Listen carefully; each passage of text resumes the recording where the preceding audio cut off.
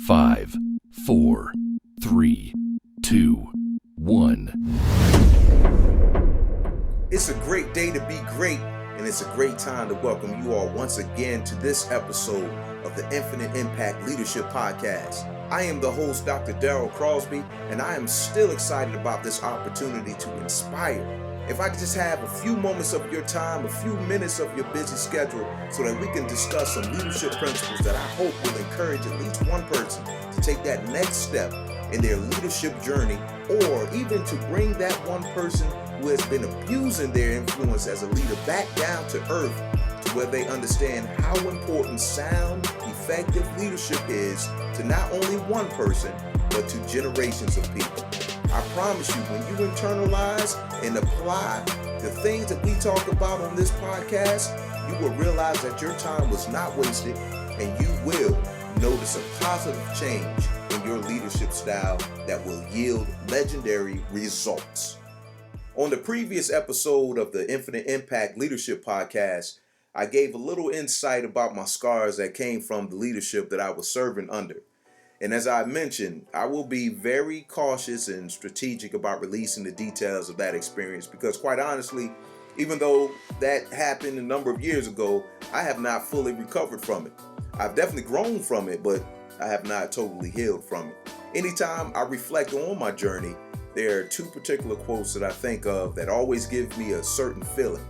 One of the quotes says, "A scar simply means you were stronger than whatever tried to hurt you."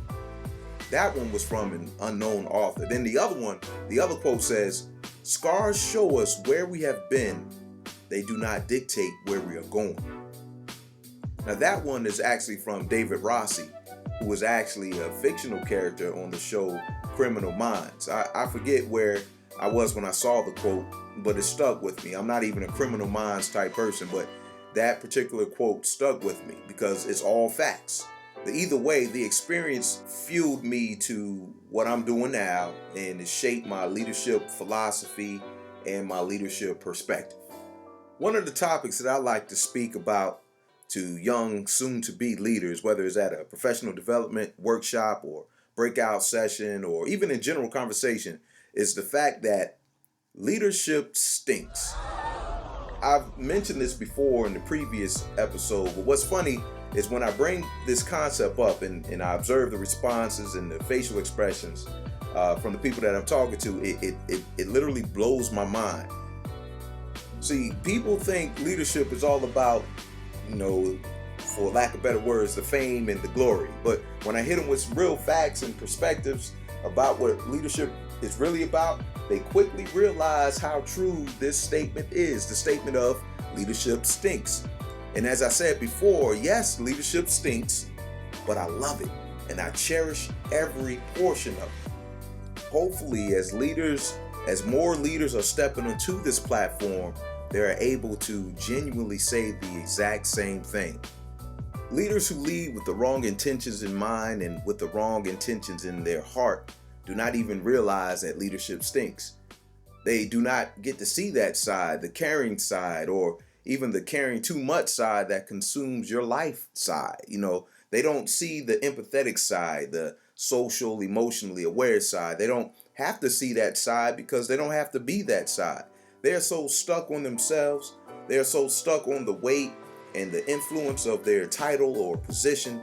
They are too selfish to realize the dark side of leadership, the alternate side that forces true leaders to self-reflect and make those personal adjustments to their platform, the side that slaps the leader in the face with accountability and humility and makes them realize that they have earned nothing.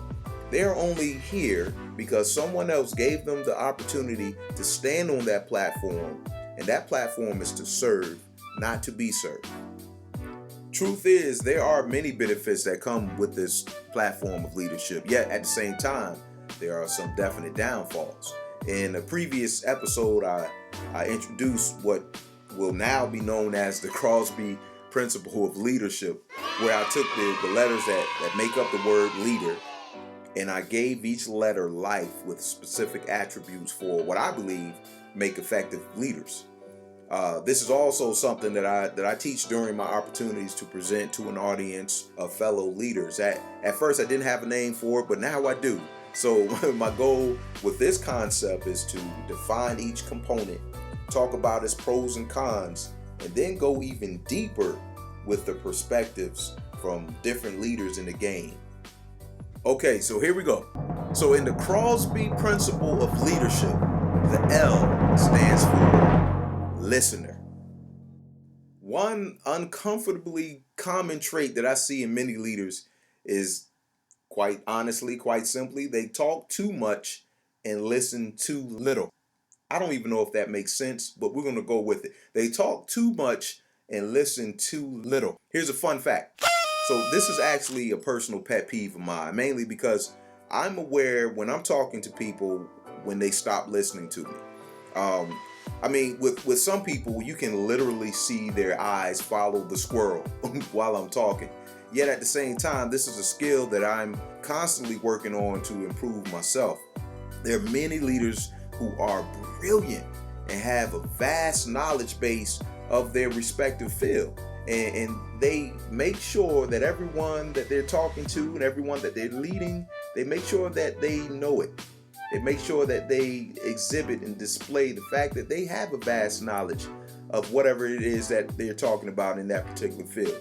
And I'm not sure if this trait is something that they have always had since they were young and never developed a sense of when to fully implement it in certain situations and when to scale back on it. I'm not sure. In fact, there are other studies that connect kids with strong social desires and skills with having characteristics of leadership, of being strong leaders. In fact, a young lady by the name of Sarah Bunton penned an article called 9 Early Signs Your Kid Will Be a Leader. In this particular article, she highlighted indicators that a child has strong characteristics of what makes a leader. So I want to dive into that.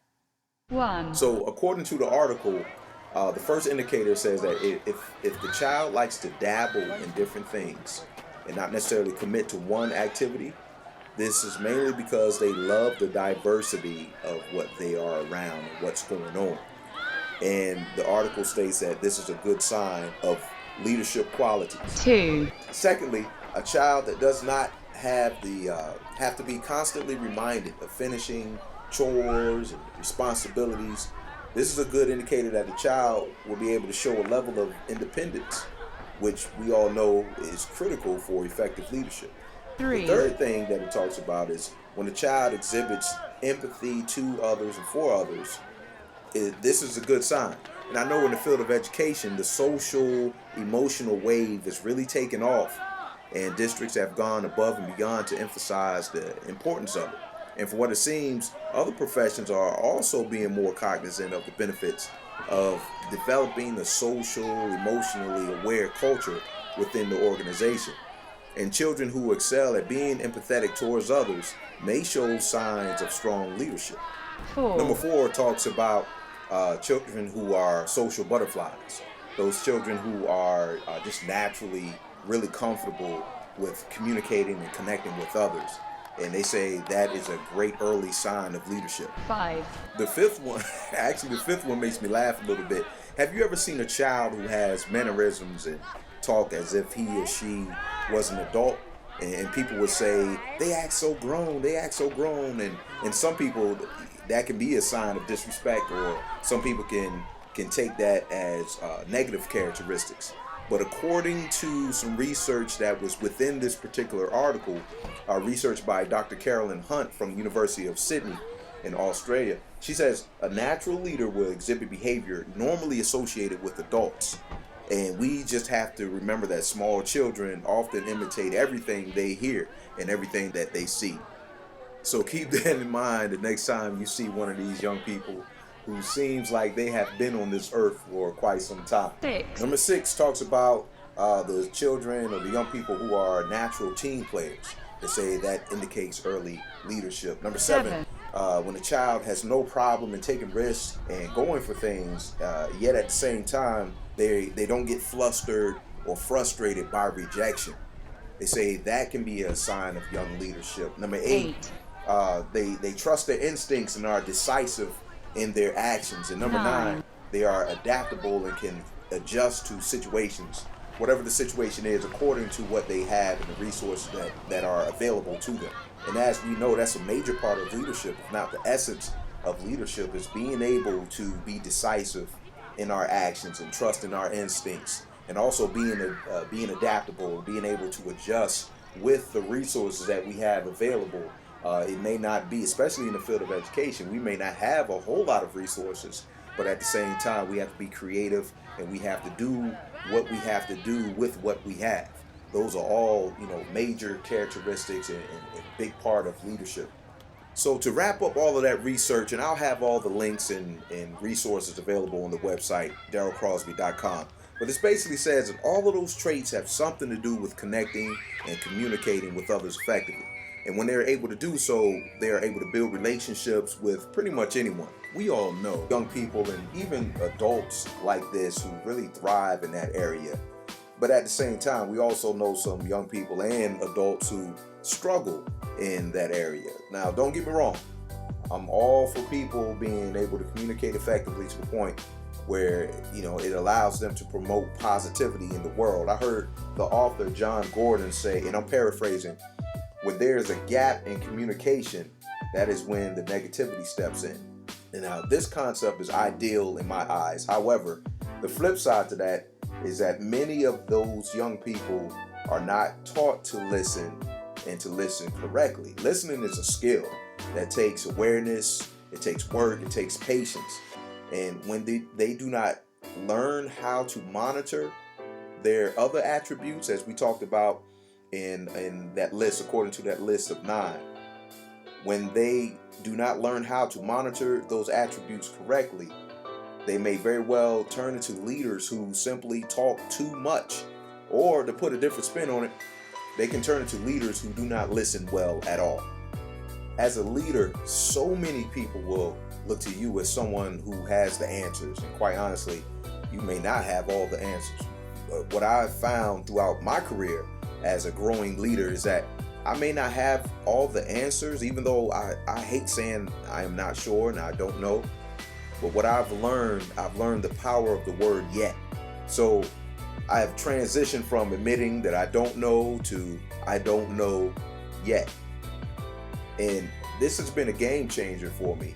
If I don't know, I can always guarantee that someone within my network or my circle of influence has the answer. Yet I will never know if I do not listen to what is being asked or for the answers that I seek. I've always thought I had pretty decent listening skills, regardless of what my wife thought about it. I thought I did. However, as I started to step up on the leadership platform, I quickly realized that listening would be a skill that I would need to sharpen. Now, here's where leadership stinks in relation to the L in the Crosby principle of leadership. So many people come to me and talk about what is going on in their world. Quite honestly and naturally, some things are not as important to me as it is to them. But it is so important to them that they feel they need to tell me. And because of that, because I want to be the best leader that I can be, because I want them to feel comfortable coming to me about different things, it is a priority to me to listen. I mentioned before about my different areas of leadership that I serve in, whether it's work, the community, church, family, and so forth. And there will be times, whether it's after a meeting or after some sort of rehearsal, that people will come up to me and ask questions or spark up a conversation. And when they did so, I would listen.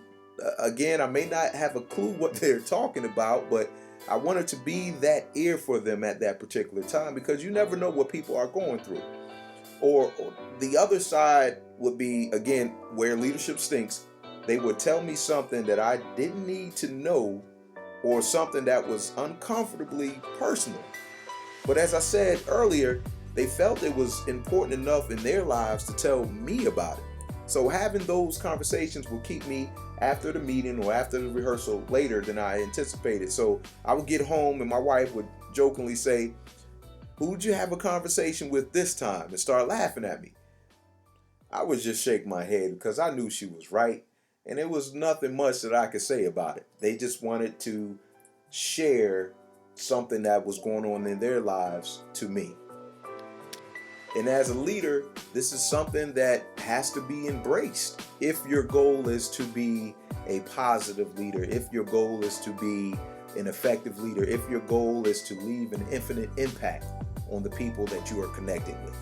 In my book, Legacy Within the Educator, I refer to a particular quote from an unknown source that spoke volumes to me when I was writing.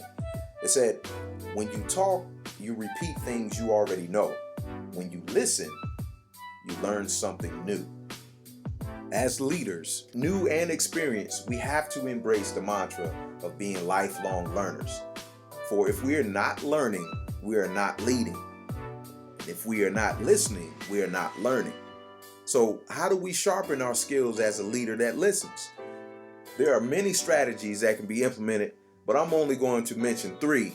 Then I'm going to challenge all of you all who are listening to add to the list with some strategies that you have used that's worked for you, keeping in mind that every bit of information and insight that you can provide will help someone else out. And I'm going to also challenge you all to improve in this area on a personal level. All right, here we go. Number 1, and I will raise my hand because I am very much guilty for being connected to my electronic devices. However, as you all are listening to others, please put the phone down. Now, I told y'all before, the unique thing about this platform and this podcast is that I am growing along with it and with the principles that are being presented. So when I list this as the number 1 strategy of sharpening listening skills, understand I am not exempt and I am talking to myself as well. 2, listen to understand, not reply. Take it all in. Many times when people are talking to us, we want to flex on them and bounce back with the most profound, philosophical, empirically researched answer using the most complicated, convoluted, Byzantine vernacular ever. Your people ain't trying to hear all of that. Just relax and listen. In fact, encourage them to elaborate and go deeper into the situation. Truth is, you'll be surprised by asking the right questions, how it can allow them to find the answers on their own. Number 3, and I got this from a colleague, shout out to Dr. Kim Richardson, and it kind of ties into number 2. Advice can be toxic. And this is exactly why we have to be careful and wanting to reply to everything before the appropriate time. Because giving our personal advice may not work for another person's situation. If they do exactly what you advise them to do, and it puts them in a compromising situation, guess who they are going to throw under the bus? You, their leader. Now this can be tricky, and it takes wisdom to know when to apply and when to fall back. As I mentioned before, I wanted to share with you just 3 strategies right now, and I would love to hear about some of the strategies that you have found useful to help you become a better listener and a better leader. So, as we wrap up this episode of the Infinite Impact Leadership Podcast, let's reflect real quick on the content. We talked about leadership scars and how those scars have shaped my passion for leadership, as I'm sure it has for others as well. We talked about different ways that leadership stinks, but it only stinks for leaders who cherish their platform as leaders and are trying to lead the right way. You all will hear me say a lot that leadership stinks, but I love it. In fact, I wrote a short article with that exact title, and I'll post that on the website as well so you can take a look at it. Leaders who misuse their platform and are ruling from their pedestal, they don't even realize that leadership stinks because they're having too much fun abusing it and hurting others. We got into Sarah Bunton's article that highlighted 9 signs that a young child could be a leader. But the body of this episode was about the L in the Crosby principle of leadership. Effective leaders must be good listeners. This component of the leadership model is critical. It's kind of hard to say that it's the most important out of all of them, but without strengthening this element will weaken one's impact as a leader. All of the resources and accompanying pieces that are related to this episode can be found on the website darylcrosby.com. So go ahead to the social media side of things and follow, like, subscribe to Dr. Daryl Crosby on Facebook and Daryl Cross, that's DARYLCROS on Twitter and IG. I follow back. So go ahead and follow me on those social media avenues. You can also email me at infiniteimpact8@gmail.com. Again, that's infiniteimpact8@gmail.com. I would love to address your ideas and perspectives on leadership. These are all ways to ask questions, comment, respectfully disagree, and piggyback on any of the content that was presented in today's episode. On social media, I will post certain questions and or topics for further discussion about leadership and about some of the things that we talk about on any of our episodes. And as I said before, I want us all to grow as leaders and to leave an ironclad leadership legacy for those who we impact. The only way this platform can grow is with your help. So tune into the next episode where we will go even deeper into the listening component of the Crosby principle of leadership, where I tap into the brilliant mind of someone who I admire in this leadership game and someone who is standing on their very own leadership platform. So until then, again, I'm Dr. Daryl Crosby, and remember, leadership is a platform and not a pedestal. So go out there and be great.